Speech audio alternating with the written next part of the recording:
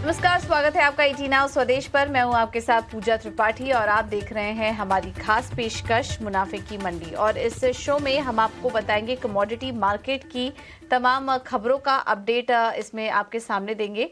साथ ही साथ intraday, positional और लॉन्ग टर्म के लिहाज से मौके कहां दिखाई दे रहे हैं, इस पर भी हम आगे चर्चा करेंगे। और इसके अलावा आपको हाजिर बाजार की खबरों के साथ देश भर की मंडियों का अपडेट भी आपके लिए लेकर आएंगे।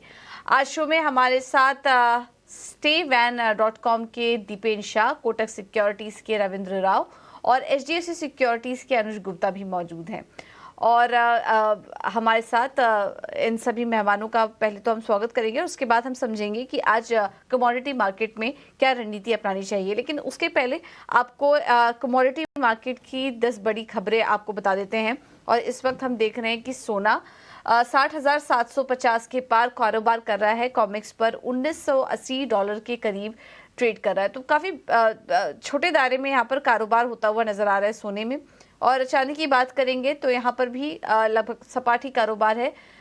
73,180 के पास इस वक्त चांदी में कारोबार दिख रहा है। और कॉमिक्स पर अगर बात करेंगे तो $23 के आसपास यहाँ पर कारोबार हो रहा है चांदी में। क्रूड $81 के करीब है और यहाँ पर काफ़ी अच्छी रिकवरी देखने को मिली है निचले स्तरों से। और MCX क्रूड 1% की बढ़त के साथ 6,400 रुपए के करीब इस पर कारोबार कर रहा है।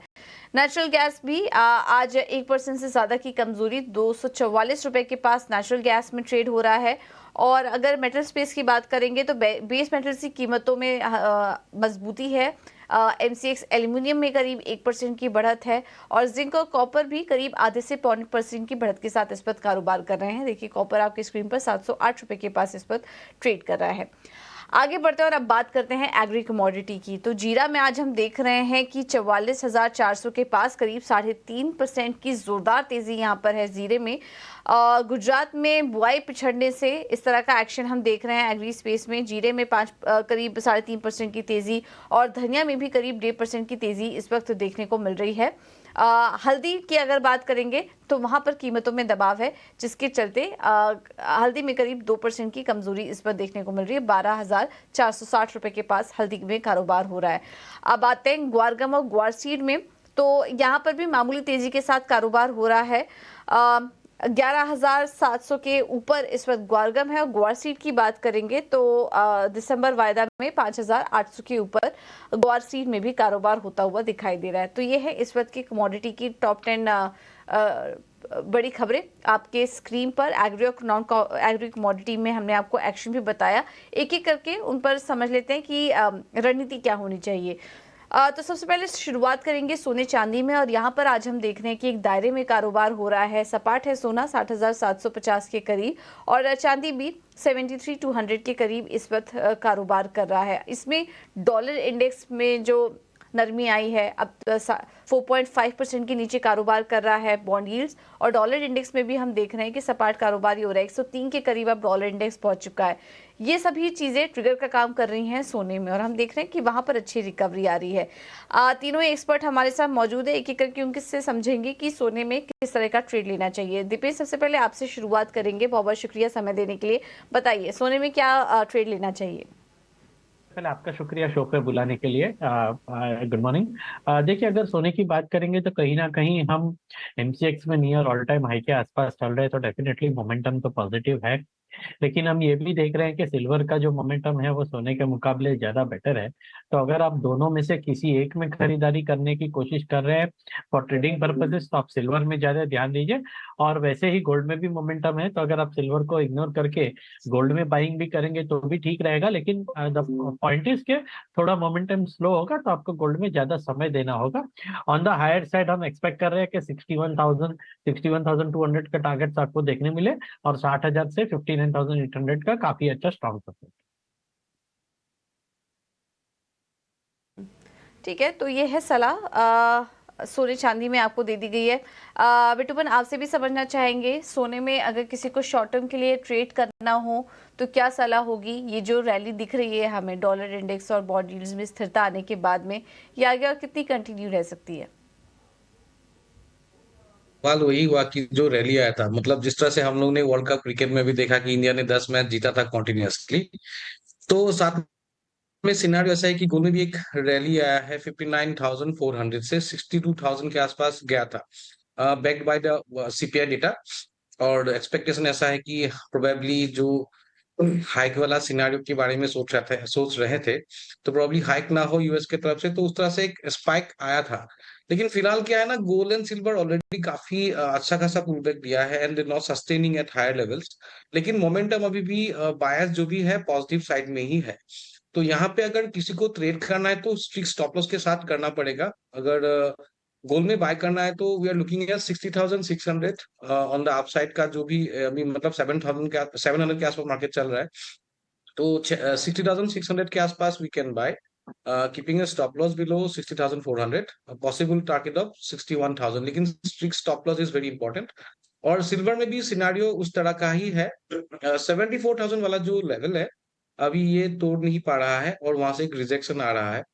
तो प्रॉब्ली करेक्शन आ सकता है छोटा सा एक, प्रॉब्ली 72,400 या 300 से मार्केट प्रॉब्ली बाउंस बैक करने के लिए कोशिश कर सकता है। तो यहाँ पे प्रॉब्ली एक बायस पॉजिटिव है, इसलिए बाय कर सकते हैं, लेकिन स्ट्रिक्ट स्टॉप लॉस के साथ ही काम करना पड़ेगा। ओके, तो ये है सलाह, लेकिन स्ट्रिक्ट स्टॉप लॉस के साथ यहाँ पर काम करने की राय आपको दी जा रही है। सोने में तो हम देख रहे हैं दायरे में कारोबार है, लेकिन सिल्वर देखिए एमसीएक्स पर इस वक्त वीकनेस दिखा रहा है, 1.25% ही नीचे है। लेकिन हल्की वीकनेस यहाँ पर इस वक्त सिल्वर में देखने को मिल रही है, लेकिन तेजी करके चलिए, लेकिन स्ट्रिक्ट स्टॉप लॉस के साथ यहाँ पर ट्रेड करने की सलाह। रविंद्र के पास यहाँ से चलते हैं। रविंद्र, अब आप भी बताइए सोने में कैसे ट्रेड करें, लॉन्ग टर्म निवेशक किन लेवल्स को वॉच करें, कहाँ पर एंट्री लेना इस फिलहाल सही होगा? Good morning. मेरे हिसाब से गोल्ड सिल्वर दोनों में ही दो चीजों को ध्यान में रखना चाहिए। एक तो जो जियोपॉलिटिकल कॉन्फ्लिक्ट है जो अभी एक पॉज स्टेट में है, वहां पर कोई ना ही डी एस्केलेशन हो रहा है ना ही कोई एस्केलेशन हो रहा है। हालांकि जो बैकग्राउंड में जो सिनेरियो है वो पॉजिटिव है गोल्ड सिल्वर के लिए। दूसरा जो फेड का स्टांस है, आई थिंक सीपीआई का डेटा ने काफी सपोर्ट किया है गोल्ड सिल्वर को, क्योंकि सीपीआई काफी नीचे आया है and it is now close to Fed का टारगेट। तो फेड पिवट के हिसाब से देयर इज अ पॉसिबिलिटी कि फेड अभी रेट हाइक तो नहीं करेगा, लेकिन जो फेड जो स्वॉप्स है, स्वॉप डेटा के हिसाब से देयर इज अ पॉसिबिलिटी कि जुलाई तक there might be 50 basis point cut. तो वो एक कहीं ना कहीं गोल्ड सिल्वर दोनों को ही सपोर्ट कर रहा है। डॉलर इंडेक्स में हमने एक फॉल देखा है, लेकिन डॉलर इंडेक्स अभी एक 200 डे मूविंग एवरेज के सपोर्ट पे है 103.50 का। अगर उसके नीचे फिसल जाता है तो डॉलर इंडेक्स में हम 102 तक के लेवल देख सकते हैं। हालांकि यील्ड जो है वो 4.25% तक के आने के चांसेस है। सो मेरे हिसाब से गोल्ड सिल्वर में दोनों में ही जो लॉन्ग टर्म के हिसाब से दोनों ही पॉजिटिव है। अगर लेवल्स की बात करें तो कॉमेक्स में जब तक कि 1938 1937 होल्ड है on a few closing basis, तब तक के लिए गोल्ड में एक पॉजिटिव मोमेंटम रहेगा। लेकिन 2009 से लेके 2015 का एक स्टिफ रेजिस्टेंस है जो कि एक डबल टॉप है। अगर उसके ऊपर निकल जाता है तो I am expecting it to go to the highs again. तो मेरे हिसाब से तब तक के लिए एक कंसोलिडेशन मोड में रहेगा। अगर सिल्वर की बात करें तो सिल्वर में एक बहुत अच्छा inverse head and shoulder break हुआ है, कंफर्मेशन नहीं हुआ है। कंफर्मेशन विल बी अबाउट $24.07 के ऊपर अगर क्लोजिंग आता है तो एक कंफर्मेशन आएगा इसमें, जो कि एक ट्रेंड लाइन के पास भी है। अगर वो हो जाता है तो I am expecting silver might shoot up to $27 from positional perspective. तो मेरे हिसाब से इन लेवल्स को वॉच करना चाहिए। अगर एमसीएक्स की बात करें तो एमसीएक्स में सिल्वर में 73,900 के ऊपर अगर सस्टेन करता है तो एक कंफर्मेशन पूरा हो जाएगा and we might see prices going higher towards 77,000 again. So ये लेवल्स है, इसको वॉच करना चाहिए। अदरवाइज बायस जो है वो अभी भी पॉजिटिव है। हो सकता है कि थोड़ा सा ये कंसोलिडेट करे और उसके बाद एक ब्रेकआउट आए। इंट्राडे पर्सपेक्टिव से सिल्वर को नीचे अगर आता है टुवर्ड 72,600 72,700, आई थिंक वहां पे एक बार बाइंग अट्रैक्ट होगा। और गोल्ड की बात करें तो गोल्ड में अराउंड 60,600 के आसपास एक बाइंग जोन है, 60,400 का सपोर्ट है, और अपसाइड हमें लगता है कि एक बार 60,900 तक के लेवल दिख सकता है। बस करते हैं NCDEX IPFT और ET नाउ स्वदेश की खास पेशकश पर। NCDEX ने सनफ्लावर वायदा लॉन्च किया है और इसी पर बात करने के लिए हमारे साथ हैं Ajay Kedia. Ajay ji, thank you so much ET Now Swadesh को समय देने के लिए। तो सबसे पहले तो आपसे जानना चाहेंगे कि सनफ्लावर ऑयल के कारोबार से जुड़े लोगों के लिए क्या रिस्क हो सकते हैं, इसके बारे में कुछ बताइए, और इसी के साथ ही साथ उस रिस्क को वायदा बाजार की मदद से कैसे कम कर सकते हैं। नमस्कार पूजा जी। डेफिनेटली देखा जाए तो सनफ्लावर ऑयल या हम पूरे ही एडिबल ऑयल कॉम्प्लेक्स की बात करें तो पिछले 2-3 सालों के अंदर हैवी वॉलिटिलिटी मार्केट में हमने देखी। चाहे हम रशिया यूक्रेन की बात करें, जब वॉर हुआ था तब भी हमने देखा कि सप्लाई ब्लैक सी से रुक गई थी, या इससे पहले भी हमने देखा एडिबल ऑयल में जबरदस्त तेजी आ गई थी। तो जो ये प्राइजेस में फ्लक्चुएशंस होते हैं, वॉलिटिलिटी होती है, ये कहीं ना कहीं प्रोड्यूसर को काफी चिंता रहता है, क्योंकि बहुत बार होता है कि हमने कोई भी चीज बाय की है, बाय करने के लिए हमने रॉ मटेरियल बाय करने के लिए लिया है और भाव में तेजी आ जाए तो कहीं ना कहीं बैलेंस नहीं कर पाते। तो जो वॉलिटिलिटी बढ़ी है पिछले 2-3 सालों में, इसके लिए एक हेजिंग प्लेटफॉर्म होना बहुत जरूरी है। तो हमने देखा कि सनफ्लावर ऑयल को सेबी ने परमिट किया और एक्सचेंज ने लॉन्च किया, जिसके बाद एक तरह का हम एक बोल सकते हैं प्लेटफॉर्म अवेलेबल है, जहाँ पे ये प्राइस फ्लक्चुएशन जो हो रहे हैं उसको हेज करके हम वायदे की मदद लेकर हम हेज करके ट्रेड कर सकते हैं, या हमारी जो प्राइस रिस्क है उसको मैनेज कर सकते हैं। ओके, तो रिस्क को मैनेज करने का तरीका हमने आपको बताया। अजय जी, थोड़ा और डिटेल में इसको समझना चाहेंगे, तो थोड़ा केस स्टडी के जरिए हमें समझाने की कोशिश कीजिए कि कैसे ऑयल मिल्स, एक्सपोर्टर और इम्पोर्टर्स कीमतों में उतार चढ़ाव के रिस्क को कम करके अपना कारोबार को स्थिरता दे सकते हैं। बिल्कुल पूजा जी, अगर हम जानते हैं कि इंडिया सबसे बड़ा एडिबल ऑयल इंपोर्टर है, और ज़्यादा करके हम देखते हैं चाहे हम यूक्रेन से इंपोर्ट करें, चाहे हम मलेशिया, इंडोनेशिया, तो कहीं ना कहीं एक रिस्क एसोसिएटेड रहता है। अगर सबसे पहले अगर मैं सनफ्लावर ऑयल का ही एक केस स्टडी लेता हूं, तो जब हम लोग इंपोर्ट करते हैं तो सबसे बड़ा फैक्टर ये रहता है कि लेट से मैंने 900 रुपए के भाव में मैंने प्राइस फिक्स किया और मैं इंपोर्ट कर रहा हूँ। इंपोर्ट करने में लेट से मुझे 15 से 20 दिन लगने वाला है, और इन 15 से 20 दिन के बीच में अगर भाव में गिरावट आ जाएगी तो कहीं ना कहीं मेरी रिस्क मैच्योर हो जाती है। जो भी इंपोर्टर है उसकी रिस्क मैच्योर होती है, एंड कहीं ना कहीं उसके बिजनेस में प्रॉफिटेबिलिटी पे इम्पैक्ट करेगा। तो फ्यूचर एक्सचेंज पे होने की वजह से जब भी वो इंपोर्ट कर रहा है तो फिजिकल मार्केट में जैसे ही उन्होंने इंपोर्ट के ऑर्डर प्लेस किए, साइमल्टेनियसली फ्यूचर मार्केट पे वो अपनी पोजीशन को हेज कर सकते हैं सेल करके, जिससे इनकेस अगर भाव में गिरावट आ भी जाता है, लेट से अभी करंट भाव करीबन 902-3 रुपए के आसपास चल रहा है, तो अगर इनके ये भाव में अगर गिरावट आ भी जाती है तो उसका उनके मुनाफे पे कहीं पे भी इम्पैक्ट नहीं पड़ेगा। इसी तरीके से अगर हम फार्मर्स की भी बात करें तो नो डाउट हम लोग ज्यादा करके एडिबल ऑयल के इंपोर्ट्स ही ज्यादा करते हैं, तो फार्मर के लिए भी चिंता रहती है कि जैसे अभी हमने रिसेंटली देखा कि मस्टर्ड की सोइंग होने जा रही है, तो ऐसे टाइम पे जो भाव है हार्वेस्टिंग के टाइम पे टूट जाते हैं, तो एक्सचेंज के डेरिवेटिव प्लेटफॉर्म पे वो बेचकर अपनी पोजीशन को हेज कर सकते हैं, सो दैट उनकी जो प्राइस रिस्क है वो मिनिमाइज हो सकती है। ओके, तो ये कुछ तरीके हैं जिसके जरिए आप रिस्क मैनेजमेंट कर सकते हैं और भाव में उतार चढ़ाव की जो चिंता है वो भी यहाँ पर कम हो सकती है। अजय जी, क्या बाकी तेल तिलहन के कारोबार से जुड़े लोग भी इसके जरिए क्रॉस हेजिंग कर सकते हैं, और तिलहन इंडस्ट्री से जुड़े लोगों के लिए एक गेम चेंजर कॉन्ट्रैक्ट होगा? बिल्कुल, जैसे कि हम जानते हैं कि गवर्नमेंट को सबसे बड़ी चिंता इन्फ्लेशन को लेकर है, और हमने देखा गवर्नमेंट ने पिछले 1.5-2 सालों में काफी एफर्ट्स भी लिए, तो इन्फ्लेशन काफी कंट्रोल में रहा है। अब अगर हम फ्यूचर्स की बात करें तो डेरिवेटिव में हमने देखा था इससे पहले ऑयल सीड कॉम्प्लेक्स हुआ करता था, but as of now time being ban है। लेकिन सनफ्लावर ऑयल आने से एक तरह से एक सभी के लिए बून पीरियड रहेगा ये, बिकॉज सनफ्लावर ऑयल के साथ साथ बाकी जो, चाहे हम एडिबल ऑयल में चाहे सोयाबीन की बात करें, मस्टर्ड की बात करें या मस्टर्ड ऑयल, इन सब ऑयल का भी कोरिलेशंस होता है। तो जब हमारे पास दूसरे कोई विकल्प नहीं है तो सनफ्लावर ऑयल के साथ भी हम एक तरह से सिंथेटिक हेज बनाकर काम कर सकते हैं, ताकि जो प्राइसेस, बिकॉज पिछले 2 सालों के अंदर हम सभी तेलों के अंदर, चाहे रिफाइन की बात करें, रिफाइन सोया की बात करें, चाहे मस्टर्ड ऑयल की बात करें, सभी में हमने एक अच्छा उतार चढ़ाव आते हुए देखा। तो ऐसे टाइम पे अगर सनफ्लावर के डेरिवेटिव्स अवेलेबल है एनसीडीएक्स के ऊपर, तो एक तरह का हम सिंथेटिक हेज बनाकर भी एटलीस्ट हमारी पोजीशन को हेज कर सकते हैं, ताकि प्राइस में जो रिस्क है वो जो भी प्रोड्यूसर है, स्टॉकिस्ट है, उनको जो हीट है वो फील नहीं हो। और तिलहन किसान इस क्रूड सनफ्लावर ऑयल फ्यूचर्स का कैसे फायदा उठा सकते हैं?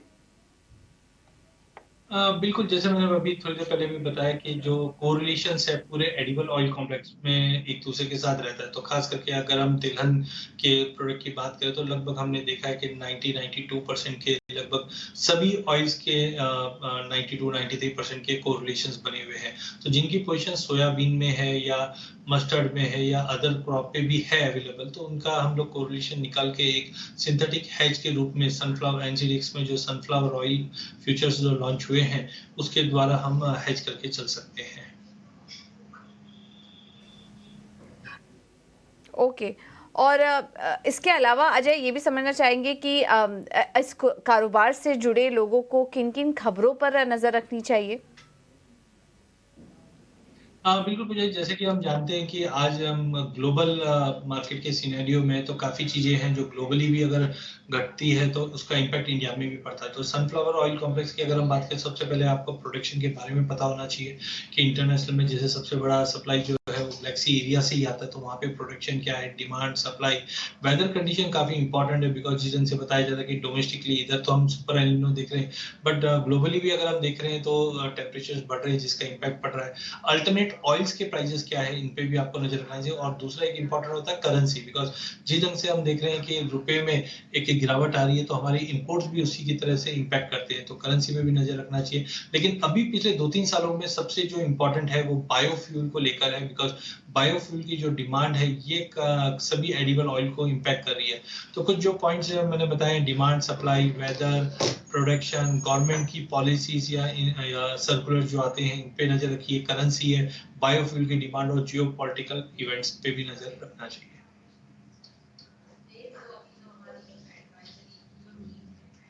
बहुत बहुत धन्यवाद अजय जी, अपना कीमती समय हमें देने के लिए और सनफ्लावर ऑयल फ्यूचर्स के बारे में बताने के लिए हमारे दर्शकों को कि कैसे ट्रेड कर सकते हैं, किन किन खबरों पर नजर रखनी चाहिए और उससे जुड़ी जो बारीकियां हैं वो भी हमें बताने के लिए बहुत बहुत धन्यवाद आपका। चलिए अब आगे बढ़ते हैं और कुछ और भी अब कमोडिटीज़ पर फोकस करते हैं क्विकली। काफ़ी सारे ट्रेड आइडियाज़ अभी भी बाकी हैं। हमने गोल्ड और सिल्वर पर तो चर्चा की, लेकिन अब मेटल स्पेस पर भी एक बार नज़र डाल लेते हैं और आज हम देख रहे हैं कि वहाँ पर भी हल्की तेज़ी के साथ कारोबार हो रहा है। अनुज, आपसे समझना चाहेंगे, मेटल्स पर अपनी राय दीजिए, कहाँ पर देख रहे हैं आप ट्रेड के मौके? देखिए, बेस मेटल में कॉपर में हमने कुछ रिकवरी आते हुए देखी है और एक ट्रेंड पॉजिटिव रहा है। लास्ट वीक भी हमने अच्छी खासी रिकवरी बेस मेटल में आती हुई देखी थी। हमें लगता है कि कॉपर इसमें अच्छी बाय बेट हो सकती है। तो कॉपर में करीबन 712 के आसपास खरीदारी करें। 709 का स्टॉप लॉस लगाएं, टारगेट करीबन 717 तक देखा जा सकता है। तो कहीं ना कहीं बेस मेटल में ट्रेंड पॉजिटिव है, तो यहाँ पर कॉपर के अंदर खरीदारी का ट्रेड इंट्राडे के पर्सपेक्टिव से बना के चल सकते हैं। ये है सलाह मेटल्स पर। अब बात करते हैं कच्चे तेल की और यहाँ पर भी हम देख रहे हैं कि काफ़ी शानदार रिकवरी देखने को मिली थी। जिस तरीके की गिरावट आई थी एक अपने निचले स्तर पर पहुंच चुका था, लेकिन अब अच्छी तेज़ी वहाँ पर भी देखने को मिल रही है। यहाँ पर फंडामेंटल्स, आप रविंद्र आपसे समझना चाहेंगे, फंडामेंटल्स इस वक्त क्रूड के आप कैसे देख रहे हैं और ये जो रिकवरी आई है कितनी टिकाऊ रह सकती है? वेल, क्रूड में मेरे हिसाब से थोड़ा सा मिक्स्ड रिएक्शंस है, क्योंकि ओपेक और आईईए का जो रिपोर्ट है वो थोड़े से डिफरिंग है। और उसके अलावा जो जियोपॉलिटिकल कॉन्फ्लिक्ट्स है उसमें भी एक पॉज आया है, इन्वेंट्रीज लगातार बढ़ रहे हैं। तो the bias is slightly negative, लेकिन लोअर लेवल्स पे सपोर्ट है, क्योंकि रशिया और सऊदी ने कमिट किया है कि अगर प्राइस नीचे जाते हैं तो they might take some action on this, और हो सकता है कि प्रोडक्शन कट का फिर से कुछ न्यूज आए। तो मेरे हिसाब से लोअर लेवल्स पे क्रूड सपोर्टेड रहेगा। अगर WTI की बात करें तो $72 से $70 का एक अच्छा सपोर्ट है, उसके नीचे जाना थोड़ा सा मुश्किल लग रहा है एज ऑफ नाउ। और अपसाइड में भी सिमिलरली 78 से $80 का एक रेजिस्टेंस है, तो उसके ऊपर टिकना भी थोड़ा सा मुश्किल लग रहा है until unless there is any trigger। तो मेरे हिसाब से जो ओवरऑल सेंटीमेंट है क्रूड में वो अभी भी एक रेंज बाउंड मूव का रहेगा। और अगर MCX की बात करें इंट्राडे पर्सपेक्टिव से, हालांकि थोड़ा सा एक पॉजिटिव में दिख सकता है 450 6500। तो लोअर लेवल्स पे अराउंड 6350 के आसपास बाइंग कर सकता है। बट अगर 6300 के नीचे अगर प्राइस फिसल जाता है तो फिर हम इसमें एक डाउन साइड देख सकते हैं। तो ओवरऑल जो व्यू है वो ब्रॉड रेंज रहेगा। इंट्राडे पर्सपेक्टिव से हल्की सी एक तेजी आ सकती है। ठीक है, चलिए की थोड़ी कमी है, फिलहाल इतने ही ट्रेडिंग आइडियाज़ हम डिस्कस कर पाएंगे, लेकिन कुछ और भी ट्रेडिंग आइडियाज़ क्विकली आपके सामने हम रखने की कोशिश करेंगे। दीपेन से हमारी बात नहीं हो पाई, लेकिन मेटल पर उनकी सलाह है कि आप लेड पर आप नज़र रख सकते हैं, जिसमें कि 188 के आसपास आप खरीदारी करिए। 196 का होगा टारगेट, स्टॉप लॉस 183 का, ये आइडिया है लेड में दीपेन की तरफ से। चलिए फिलहाल इस बुलेटिन में इतना ही। है।